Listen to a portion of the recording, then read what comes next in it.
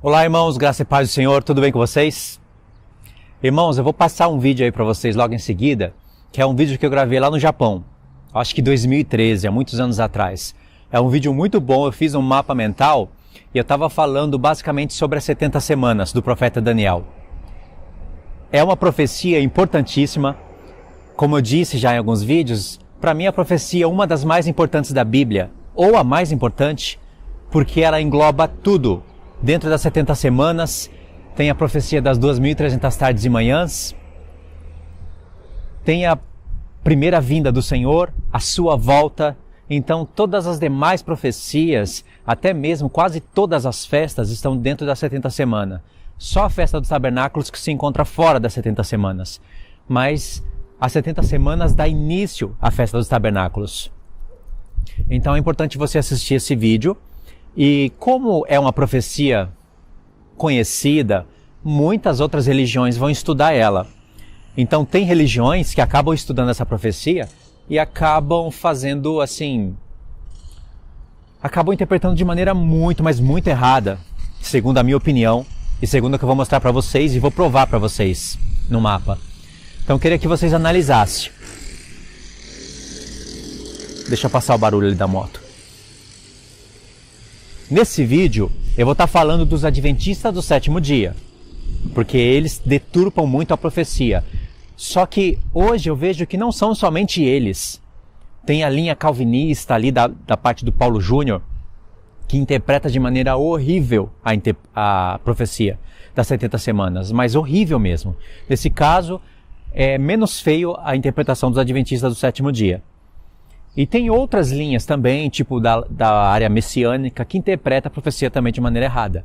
Mas nesse vídeo eu vou estar falando mais dos adventistas, tá bom?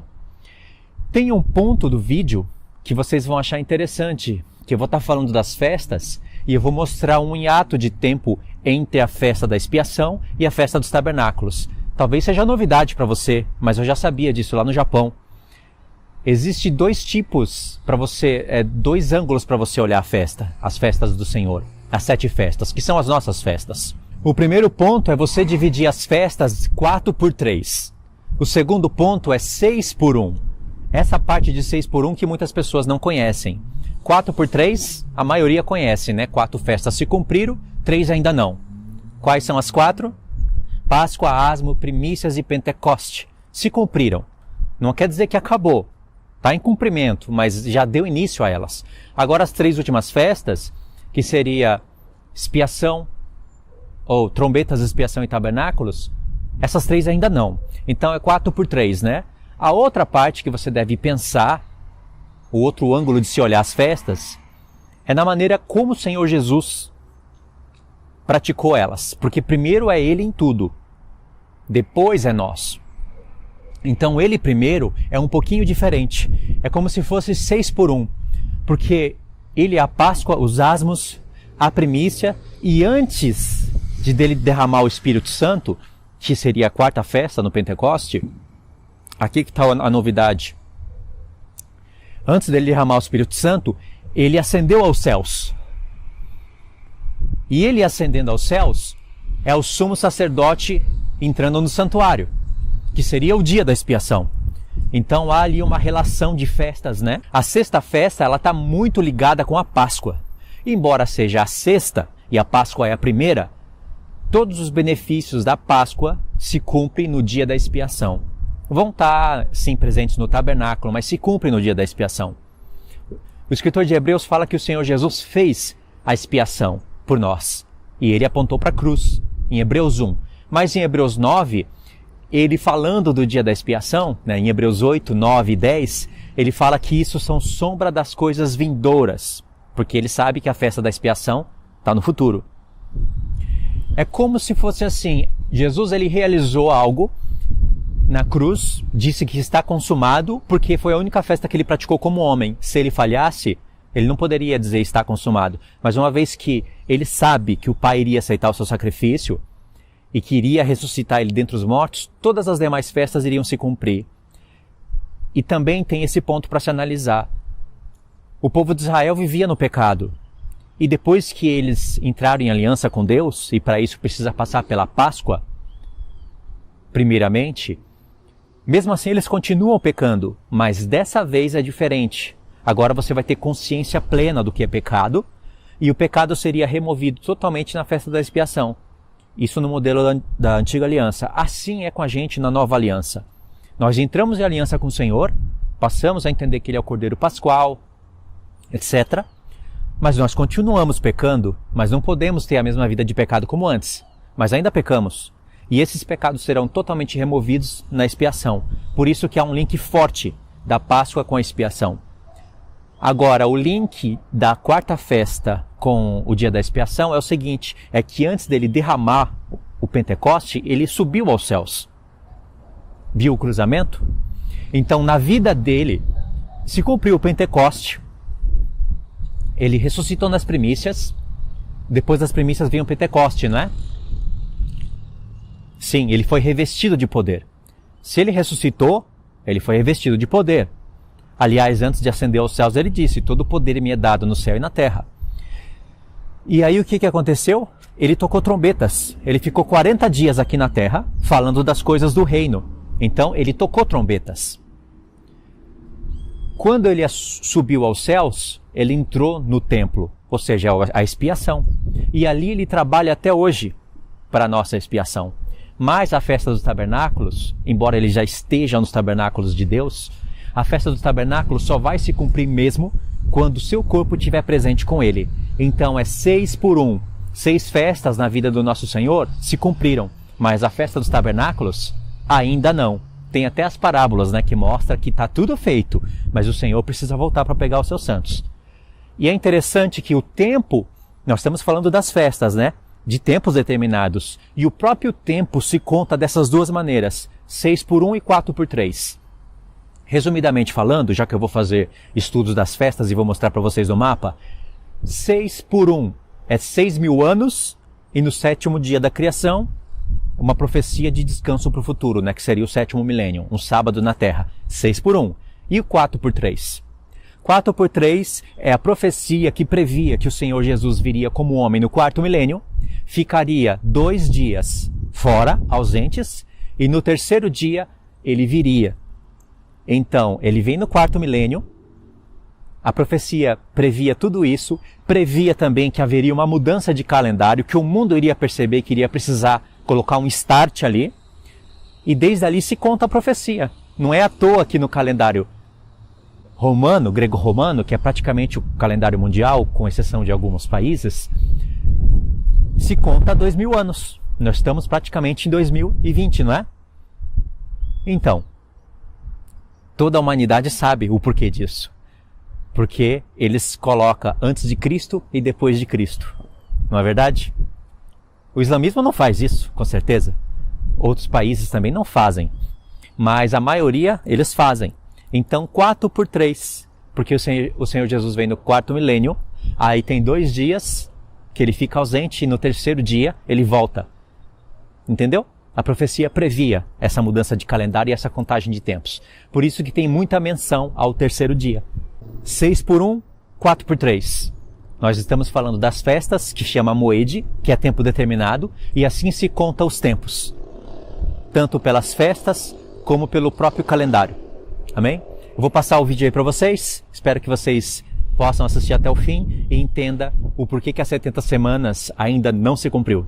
No vídeo de hoje nós vamos estudar sobre a última semana do profeta Daniel. Eu vou mostrar alguns pontos para vocês através desses mapas mentais. São mapas simples que eu criei no Sony Vegas, somente para a gente estudar, mas vai dar para visualizar bem o que eu quero dizer. Não estou defendendo nenhuma denominação através desse vídeo, porque eu não faço parte de nenhuma denominação, então você tem todos os motivos para assistir o meu vídeo. Não estou defendendo nenhuma religião. Agora vamos começar o estudo. Eu queria que você prestasse atenção nos pontos que eu vou mostrar para você. No vídeo anterior, eu usei esse mapa aqui que vocês estão vendo. Esse mapa explica mais ou menos como os adventistas acreditam. Então Jesus morreu aqui na metade da semana e ele fez cessar o sacrifício contínuo. Sobre essa parte também tem muito o que falar. Então 3 anos e meio depois, vem a morte de Estevão. E aí finaliza a última semana. Ok? Eu também perguntei onde que está a prova bíblica, que 3 anos e meio depois foi o apedrejamento de Estevão. Aonde que estaria a prova bíblica para isso? Porque a gente tem que apresentar prova, não é? Não basta falar. Eu mostrei a explicação que os adventistas dão para conectar a morte de Estevão com o final da última semana. Mas é uma explicação que não me satisfaz isso. Essa explicação não me satisfaz.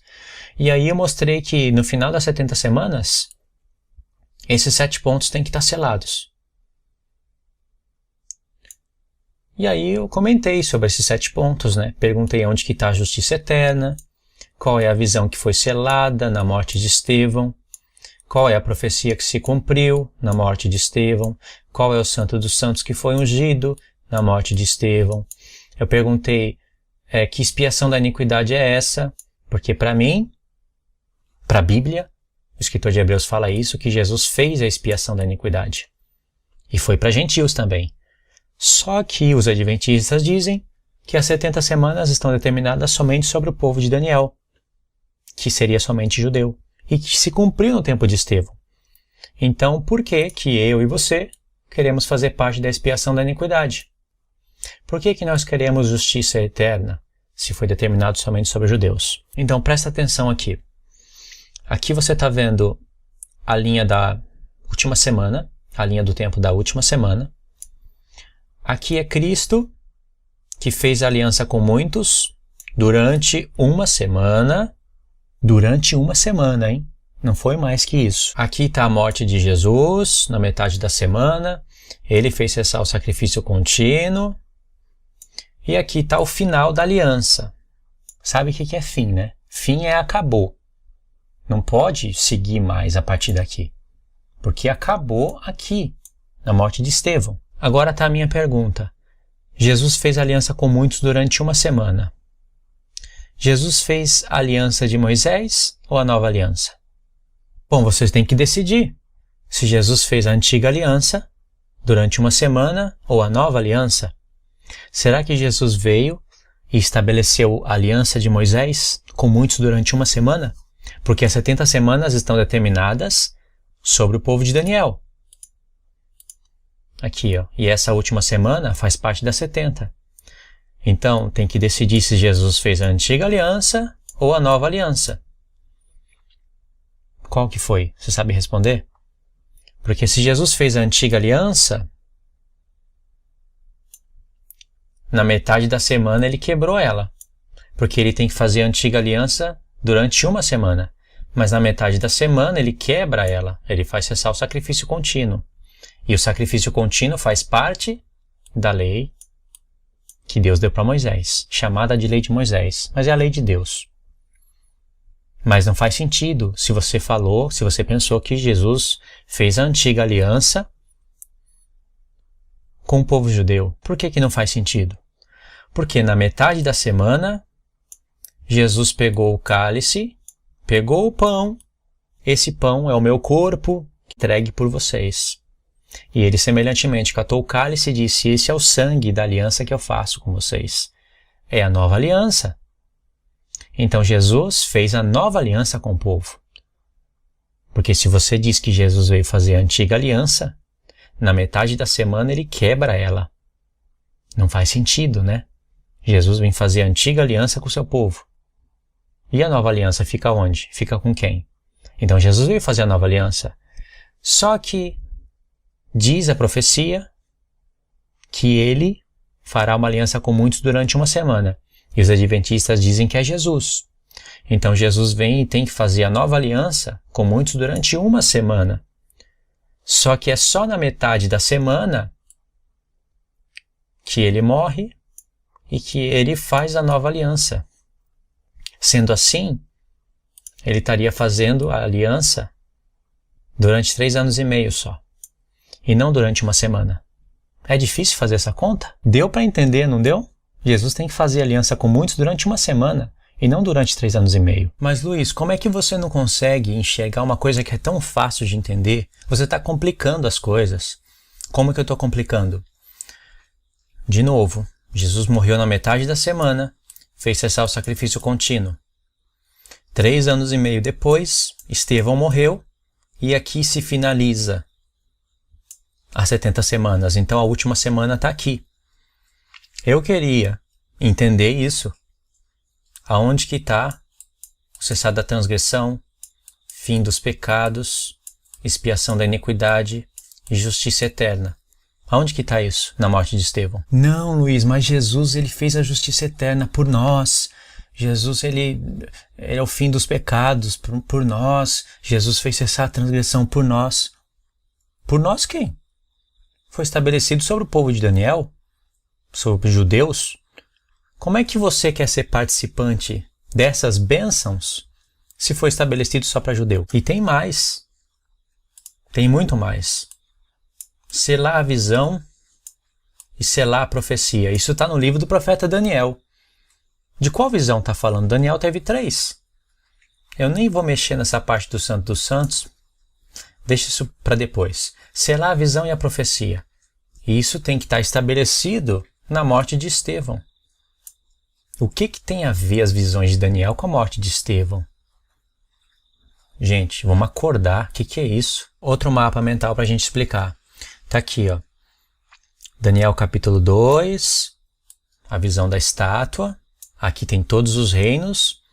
Daniel capítulo 7, os 4 animais. Aqui tem todos os reinos. E Daniel capítulo 8. Está aqui o carneiro e o bode. Poderia ter colocado mais desenhos aqui, mas para essa explicação basta, né? Poderia ter colocado o santuário, o chifre pequeno, etc. Mas dá para entender. São 3 visões que Daniel teve. Qual delas que selou no tempo de Estevão?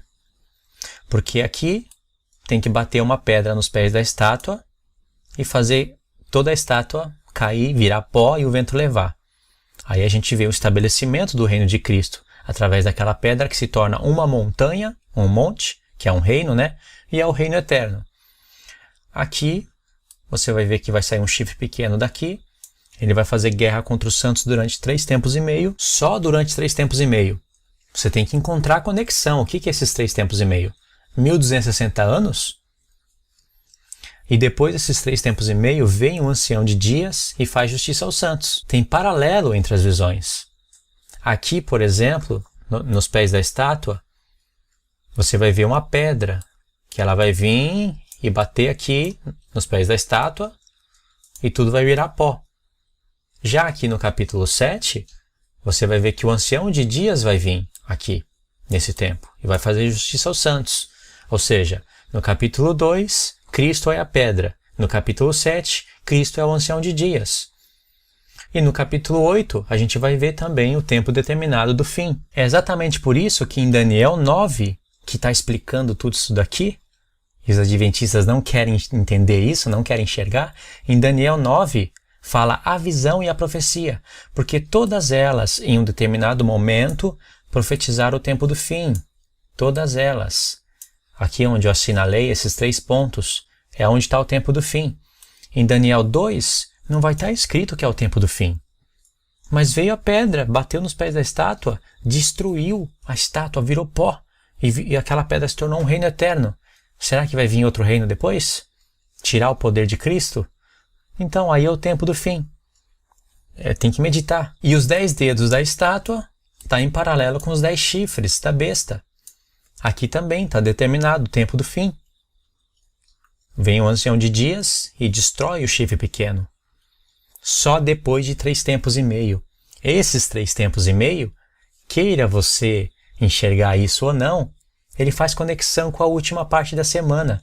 E isso está no fim, porque Daniel 7 está em paralelo com Apocalipse 13. E ninguém pode dizer que Apocalipse 13 já se cumpriu.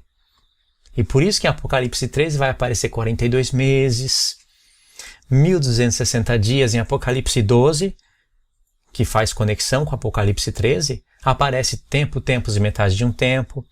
Como é que os adventistas interpretam tudo isso aleatoriamente, desvinculando tudo? Então aqui, nessa besta, que eu estou mostrando para vocês, está o tempo do fim, em paralelo com os pés da estátua.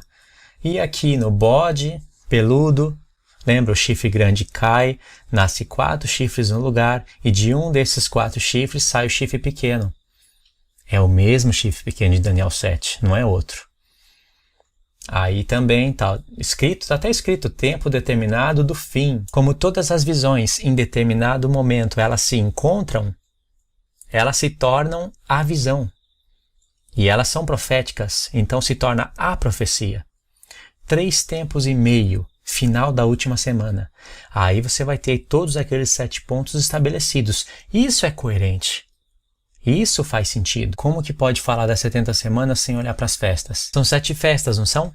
Páscoa, Asmos, Primícias, Pentecoste, Trombetas, Expiação e Tabernáculos. 7 festas. Jesus, ele é o Cordeiro Pascual.